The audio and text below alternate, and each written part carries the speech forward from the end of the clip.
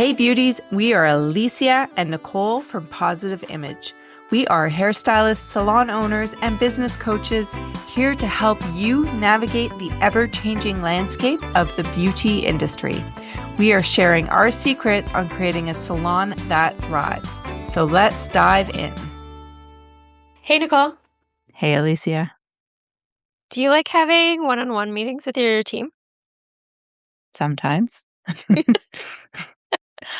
Honestly, I probably am just as anxious having one-on-ones as my team is Sure. having them with me. But as soon as we sit down and just take the breath and start the meeting, the time flies where a few of my team members will be like, no, no, no, an hour is not enough time. I've extended it to an hour and a half because I feel like sometimes the first 45 minutes you're still just getting settled in, and then the truth comes out, or the you get into the good conversations, and then all of a sudden it's like, oh shit, my client's here. And now you gotta go back and reset for going Yeah, from meeting mode to working on a client mode. I get that. I think it does take a bit of a moment to settle the anxiety of, especially if your team has something that they really want to share with you. Mhm. I feel like for us, we're a bit more like, okay, we'll get through the 5 minutes of niceties and well, I got to tell you this thing. We got to work on this thing. But for your team, I think they, even if they've practiced it for days in their head that they want to ask you something, they have a bit more anxiety about it. Because at the end of the day, it doesn't matter how great of a boss you are, there is still your paycheck over their head. And so they put this extra emphasis on it. So I can totally see how it would take a lot longer to, even if they don't have anything to Yeah. talk about. So how often do you do your one-on-ones with your staff? Um, Typically I've done quarterly. Last year I did once a month. Was that more effective? I don't know. Did your team like the once a month over quarterly?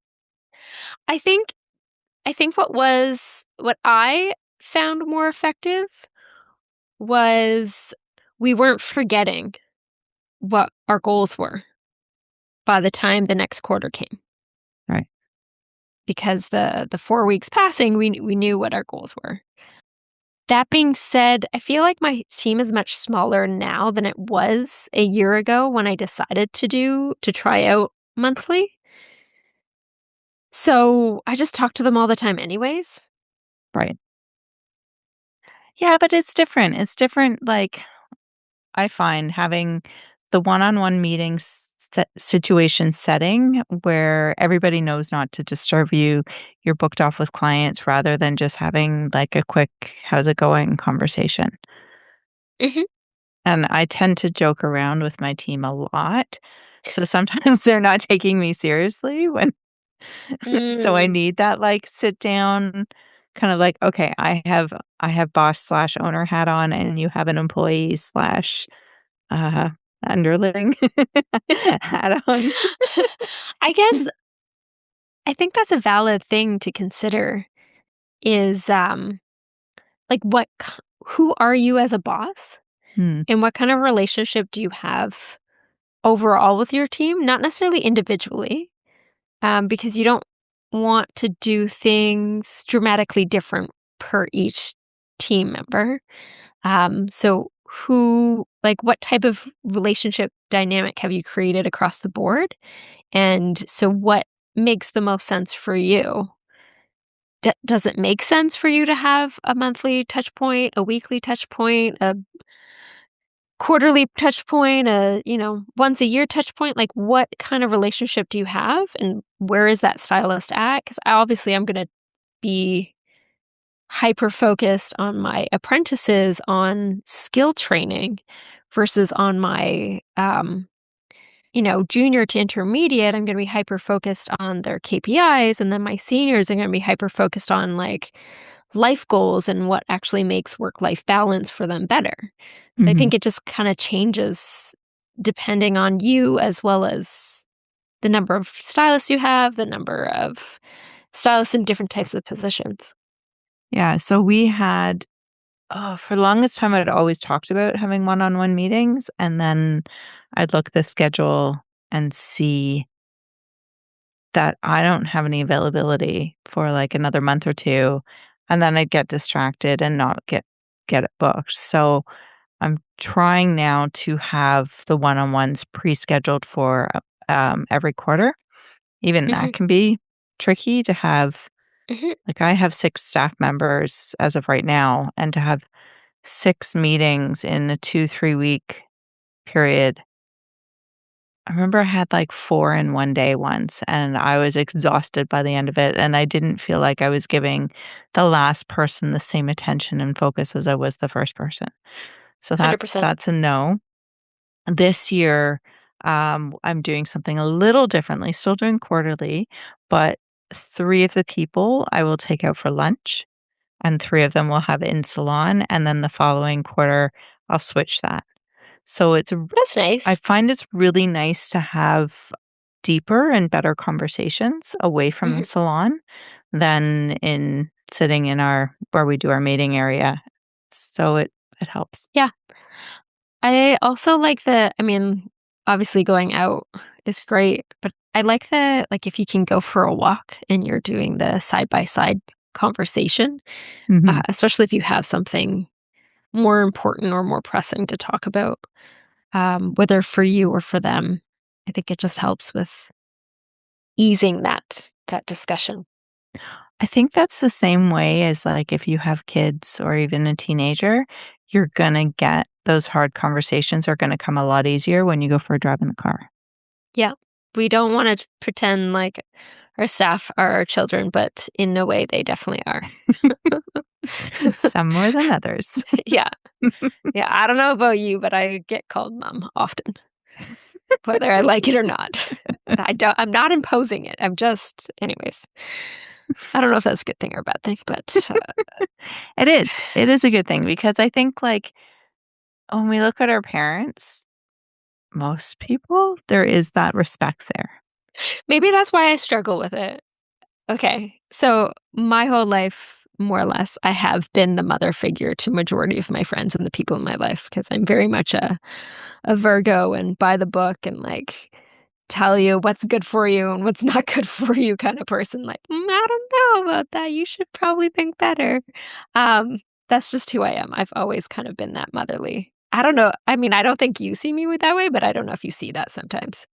I don't actually have a great relationship with my parents, so I'm often like, "Oh, why do you what's going on here?" I'm not your mom. But it's interesting that you, like, self-admittedly take on that role with your friends, but then when it's imposed on you by people who you pay, it feels weird and awkward. Mm, hmm. Yeah, this is gonna be a podcast not about what we were originally going on. Um, but I acknowledge and recognize and have realized through therapy and a number of other things and other traumas that, uh, like, I was a parentified child. So, like, the fact that I am nurturing and motherly with my team, with clients, with friends, it's not out of, like, my natural nature versus, like, forced to take care of others. So does it gripe you a little bit when you feel that force to take care of others when it comes to a professional setting? I think that's a little bit of what it is that, like, I don't want to necessarily take care of I love leading, I love mentoring, I love, like, helping people, but that also is, like, a conflict internally of, Mm, "Well, I wanna guide you, but I want you to, like, fly. yeah. I want you to just be a stop on the learning adventure." The more you help yourself, the more I can help you. Yes. Yeah. Yeah. And if anybody on Alicia's team is listening to this podcast, you're welcome. You get a little bit more of an understanding. How your I'll boss ticks. still I'll still take care of you, but Yeah. yes, I want you to just fly on your own. Okay. So this therapy session is over for now, and we're back to our Uh, originally scheduled program. there we go. Because I think it's valid for a lot of people Yeah. to consider why they might have that conflict that they might not have realized before. Anyways. It it's not, again, it's not a conversation that's had even Mhm. between friends, like, it's not just like, "Hey, I feel like I'm mothering you too much, and this is why I'm reacting this way." That's not a normal conversation, No. where I think our default is to, either help or, if possible, hold space for them to do the processing, Mhm. but we also tend to go into fix it mode, and because that's our natural disposition, and sometimes fix it mode is not the best way for the person to feel heard, and I Mhm. know, speaking from experience myself, it actually can push people away, so I find going into fix it mode can be a detriment, and I Yeah. get frustrated at my husband when he does it, and I need to take my own advice as I'm listening to myself speak here. Yeah. Work Okay. through it. Exactly. Yeah. Okay, so what kinds of things do you have a thing that you talk about every meeting, or does it kind of vary and depend? We always speak about numbers, Okay. where we're at. The, Salon software that we use has, an app, and on the app that can you can get a ton of information about your sales, where you can break it down to weekly, monthly, quarterly, yearly goal, like customize what your Mhm. service sales were, what your retail sales were, how many clients that you had, any percentages, your rebooking percentage and stuff like that. So we use that as kind of like our starting point, and the team has the availability to set their own goals within that, and then, the software actually gives them fun, like, rewards, as in, like, you hit panda mode for, you hit all your retail sales. Oh, So that's cool. they like that, and I've tried to offer incentives, but th that can be tricky too, from my own side of remembering to do the incentives. Yeah, because it's So extra work. It's a nice to have, but it is extra work, so I think yeah, that's things to keep in mind, like, if you have a manager that you can pass that task off to, then that's great. If not, maybe not yet. yeah. As I'm speaking, I still owe one of my team members dinner for her and I to go out for dinner Yeah. from October? Oh my Oh gosh, gosh. that's so bad. So Anyways, before you go away. yeah. Ugh. Yeah. Anyways, so what do you find is your go-to for your one-on-ones? I think first and foremost, I do, like, "How are you?"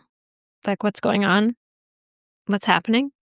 Mhm. Um, like I was saying, I do have a lot of touch points with my team, especially when I have a smaller team, but at the same time, there's things that they might have been holding off to say to me. So I do wanna kinda check in to see how they're feeling or, read between the lines if their answer seems, uh, what's the word? Vague. Yeah, like if they're like, "Everything's fine." And you're like, "Hmm, okay." Doesn't feel Um, fine. yeah. I used to in my first few years, I had someone who would always say, "Okay," and it took me a while to realize that when they had an okay and the pitch went up at the end, they were being a quote unquote good employee by acknowledging and saying okay and saying yes, but they didn't actually know or understand and they weren't asking the questions. And it took me a while to realize, "Oh, I need to ask you more questions," because that was not an okay. That was "Yep, I'll figure it out, I guess, maybe, I don't know." Um, so I think that that was kind of one of my first lessons first few lessons and realizing, asking more questions to figure out things. Um, and I think that also leads me to one thing that I've heard before is like not all stylists are money driven. And I think for salon owners, maybe that's hard to understand or grasp. And I think when you start having the conversation as just a conversation, they might give you clues as to what their value system actually is. Mhm. And then that way you can gear your conversation when we come up to the KPIs, because we're still definitely talking about the KPIs every time, is gear that conversation to how they can achieve their non-financial goals through still achieving financial goals. Mhm. Like say if it's like travel, it's not, yes, that's money, but it's not directly money. It's more like how can they have time freedom?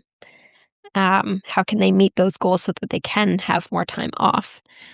Or I don't know, time with family or just whatever it might be. Maybe it's obviously everything still comes down to money and time, but how can we curtail the conversation about KPIs and catching those KPIs to what actually is their value system? Mhm. Yeah, I have an employee who loves to travel, which is great because so do I, and so Mhm. we're actually deadly because I'll come back from a vacation, she's like, "Oh my god, Nicole, you just inspired me to go to blah, blah, blah," and then I see her stuff and I'm like, "Oh man, now I wanna go to Iceland," and damn it. So same thing, like when we talk about her KPIs and her retail sales, and she's like, "Yeah, but that's like, it does nothing for me." I'm like, "Okay, so let's think about this in like vacation wise. Like if you can do X amount of money in retail sales, then you've just bought a trip to or an airplane ticket to blah blah." And she's like, "Ooh, okay, I like that. That's good motivation." So now it's like putting it in a language that she understands and she can talk. It's not just making money or doing a bottom line. So it's I love trying to find and this is one of my strengths is really finding what motivates and what people's values are and then using their values to help encourage them to become the best stylist or employee that they can be. Yeah. One of the conversation pieces that I tend to have with, the team is about social media Mhm. and having to post every day, but having to have that conversation in a creative way where it's not just about posting. And it's been about creating their own avatar and their own and avatar, I mean, like, who do you wanna show up as on social media and who do you wanna represent? Because even though you're an employee, this is still a business. You are basically a mini business. And so it's not about just posting hair, it's about posting you, and it's about posting, and having a following so that you do have if you do have an opening, then your reach to get more people in your chair so that your KPIs will continue to grow rather than just sitting there going, "I have no clients."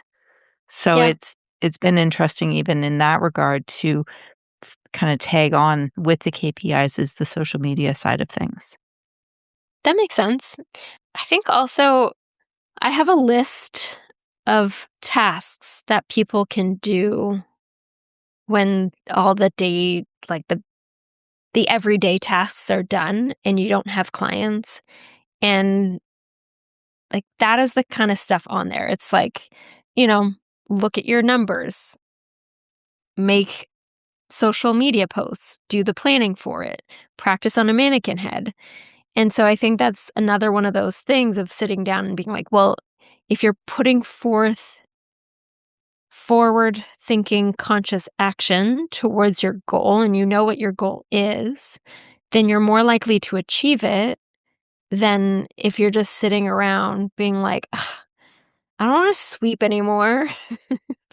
And it's like, no, nobody wants to sweep. Of course not. Mhm. But how about you think outside of the box and think about what you can do that can actually activate more business coming to you and also have you think about that and get excited about it. So that I think that's great to include your social media into it. Mhm. So what would you say is your most important KPI? And KPI, for those who don't know, Most stand important. for a key performance indicator. Most important. I feel like I look at them together. I looked at your percent booked, I looked at your pre-book, I look at your retention, and I look at your retail to service sales.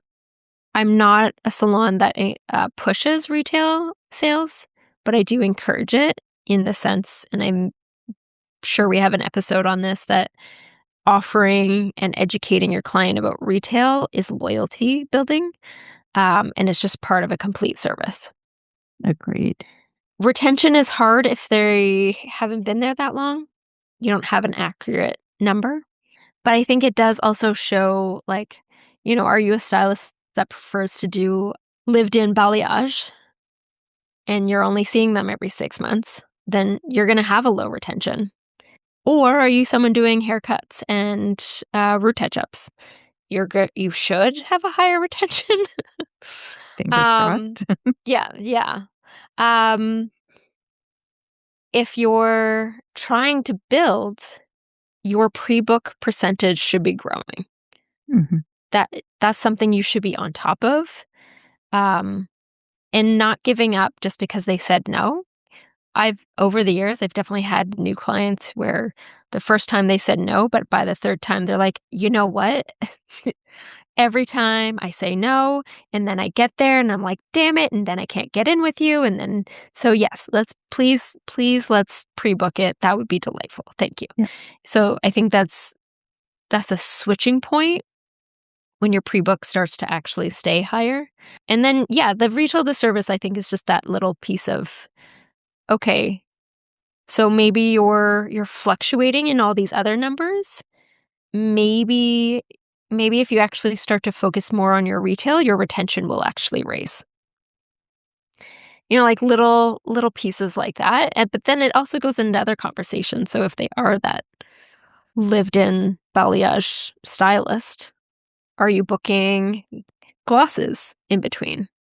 Are you booking like a premium highlight where they just come in for 10 foils and a gloss?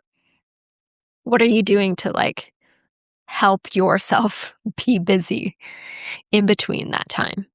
Yeah. What are your favorite ones? I do like the, retail to service percentage.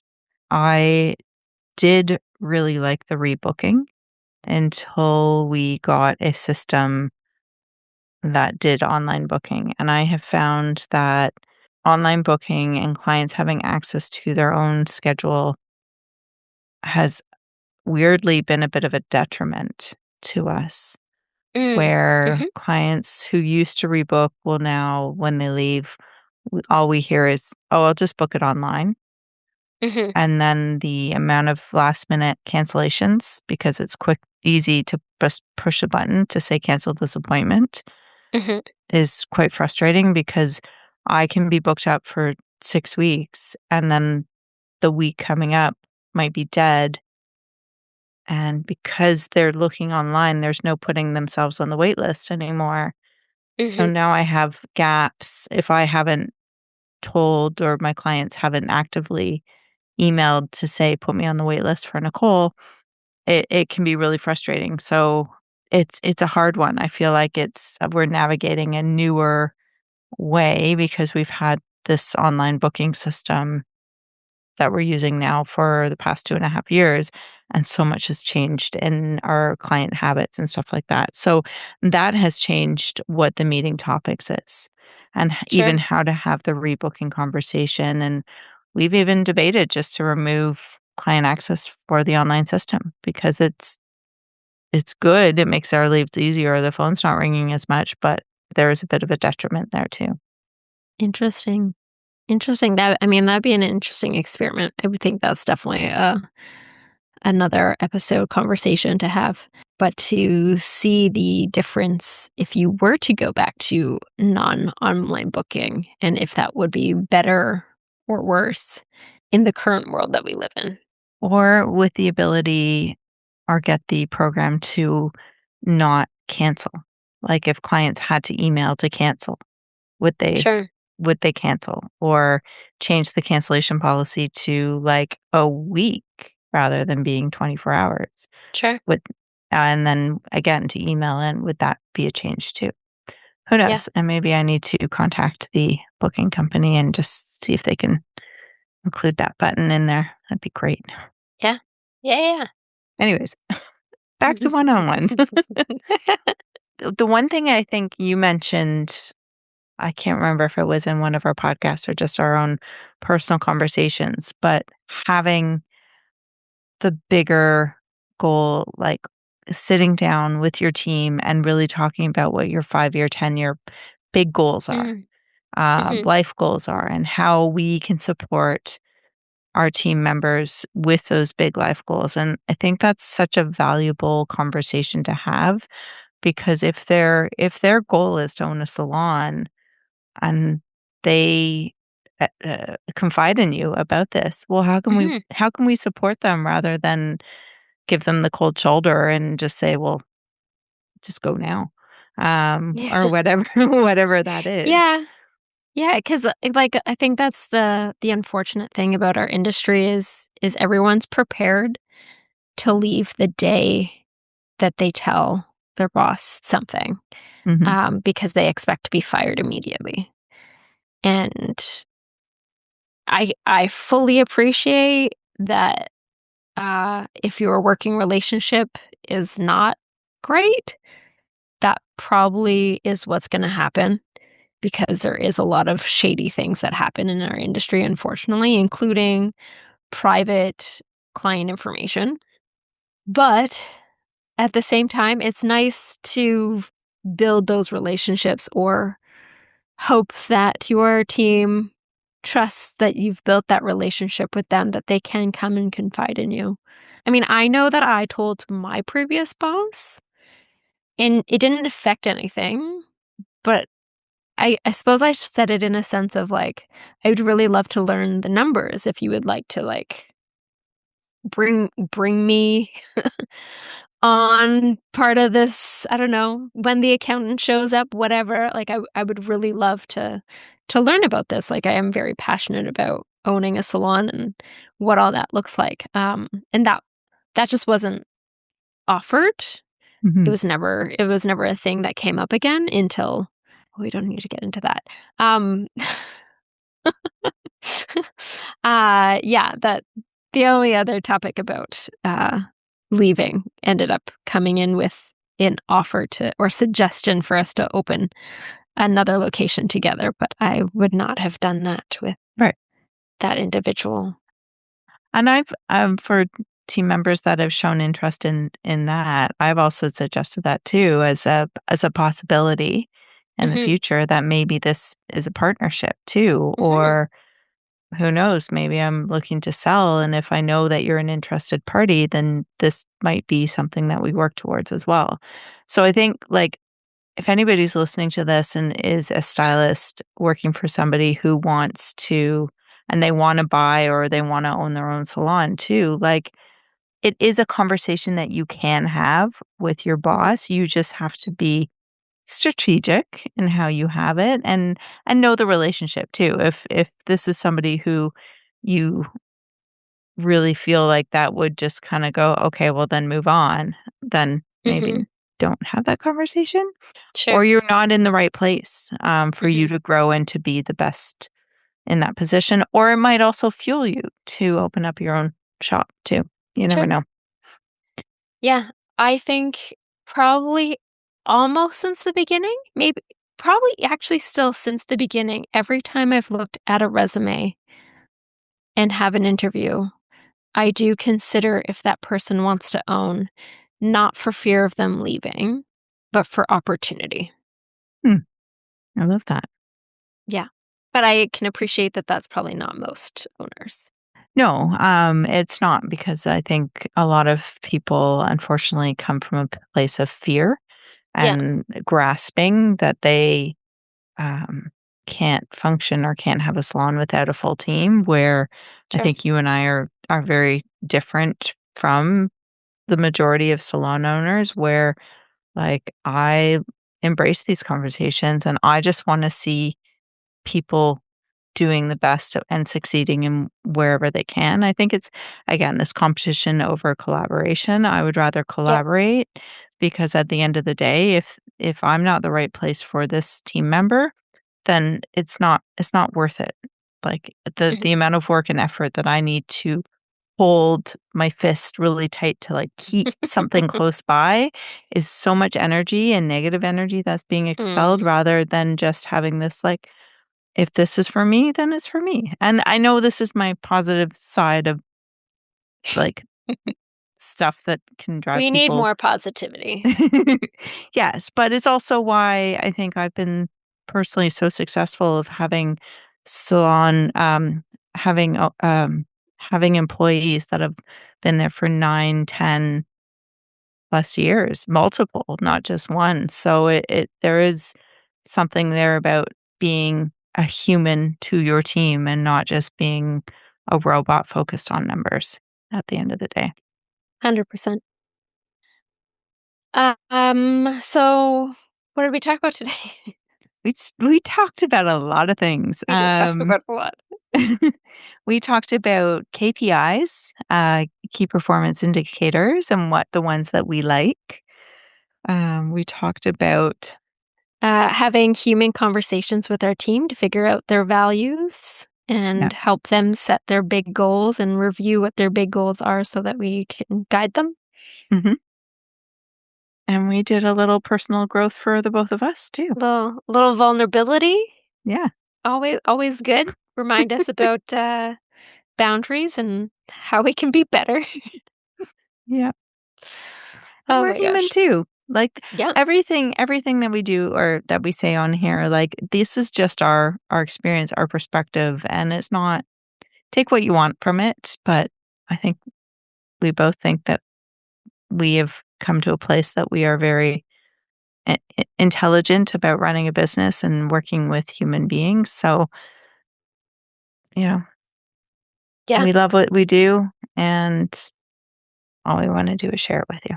So, Yeah. on that note, Be honest with us. yeah.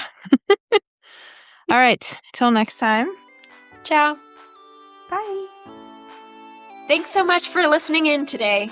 The Positive Image podcast exists to empower hairstylists and salon owners with real conversations, practical tools, and authentic stories, building confidence, connection, and community in the beauty industry. Subscribe to stay tuned in for our next episode.